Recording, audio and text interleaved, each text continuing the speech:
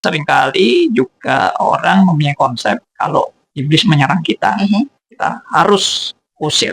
Tetapi yang mengherankan adalah justru di sini iblis itu diutus. Nah, Iya. pertanyaannya, siapa yang mengutus iblis? Kok sampai Rasul Paulus bisa mengalami utusan iblis ini?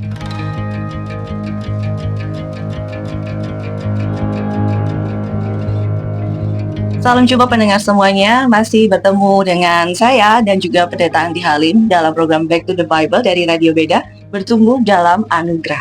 Pak Andi, kita mau melanjutkan pembahasan kita dari 2 Korintus 12 ya Pak ya, ayat 7 sampai 10. Tentang bagaimana ini surat yang ditulis oleh Rasul Paulus, bukan orang biasa, itu yang di garis bawahi ya. Karena katanya kan Pak Andi bilang kalau orang tuh sudah melakukan perbuatan baik ya di episode yang sebelumnya, kalau sudah merasa hidupnya benar, itu harusnya tidak ada yang disebut dengan penderitaan, dan secara khusus di ayat ini duri di dalam daging. Tapi ternyata seorang Paulus, seorang yang bukan biasa-biasa ya, mungkin jauh lebih baik daripada kita semua.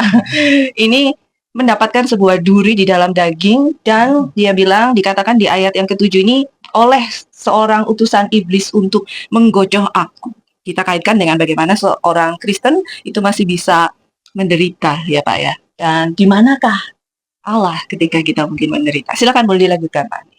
Sekali lagi 2 Korintus pasal 12 ayat yang ke-7. Kita masih fokus di ayat yang ke-7. Nah, di sini Rasul Paulus menyatakan suatu kesaksian bahwa dalam hidupnya dia diberi suatu duri dalam daging, yaitu seorang utusan iblis untuk menggocoh Rasul Paulus. Nah, saudara, seringkali juga orang mempunyai konsep bahwa kalau iblis menyerang kita, kita harus usir, kita harus jauhkan iblis dari hidup kita. Ya, kita tidak mau iblis mengutak-utik hidup kita.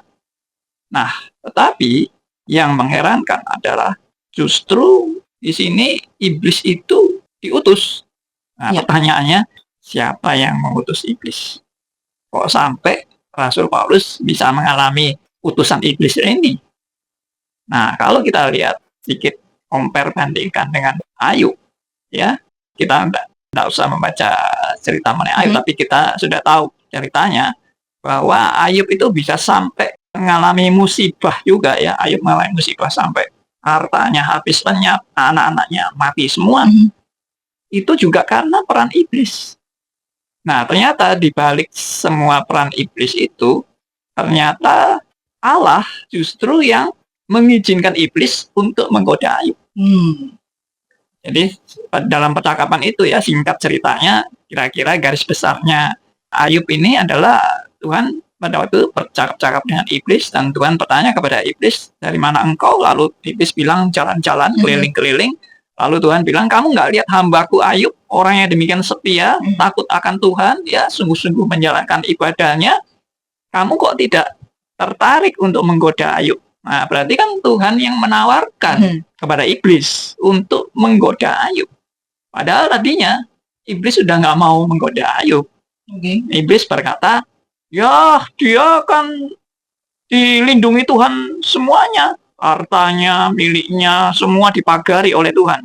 Coba kalau hartanya diambil, ya pasti akan menghujat Tuhan. Nah, lalu Tuhan bilang sendiri. Tuhan yang bilang, silakan. Hartanya, segala miliknya sekarang ada di tangan. Berarti kan Tuhan yang mengizinkan. Nah, dari peristiwa ini kita bisa mempelajari apa? Iblis pun dalam bertindak tidak mungkin bisa mencapai kehidupan anak Tuhan kalau bukan Tuhan yang buka pagar. Berarti kan istilahnya sampai iblis bisa masuk dalam kehidupan anak Tuhan, itu karena Tuhan yang buka pagar. Kalau Tuhan tidak buka pagar, nggak mungkin iblis bisa menggoda Ayub. Demikian juga Rasul Paulus. Jadi makanya sampai ditulis utusan iblis.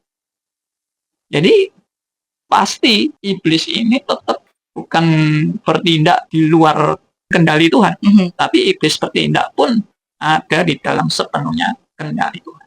Lantas yang menjadi pertanyaan berarti, mengapa Tuhan disebut dengan membuka pagar itu tadi ya Pak ya? Itu berarti kan harusnya ada sebuah tujuan. Padahal kalau kita lihat Ayub itu, pada saat pagarnya dibuka, Ayub juga sempat menghujat gitu ya, sempat gitu.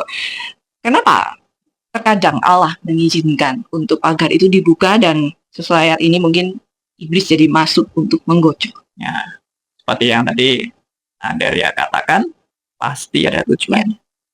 Nah, mungkin tidak ada tujuannya. Nah, kalau kita lihat tujuannya, sudah tertulis di ayat 7 juga. Oh, oke. Misalnya dikatakan, supaya aku jangan meninggikan diri. Lalu ditutup juga di ayat 7 juga ya, kalimat terakhir, supaya aku jangan meninggikan diri. Berarti ada maksud Tuhan, dalam tanda petik, membiarkan iblis untuk menggoda Rasul Paulus, supaya Rasul Paulus jangan meninggikan diri. Nah, itulah tujuannya. Iya. Oke, meninggikan diri yang seperti apa sih? Apakah benar seorang Rasul Paulus yang tidak biasa ini juga sama ya seperti kita ya, yang sering meninggikan diri? Mungkin kita akan bahas di pertemuan yang selanjutnya. Dalam acara yang sangat menarik ini tentu saja kita akan belajar sama-sama memahami ayat-ayat firman Tuhan melalui penafsiran yang benar. Kita akan bertemu di program selanjutnya dari Back to the Bible Radio Beda. Bertumbuh dalam anugerah.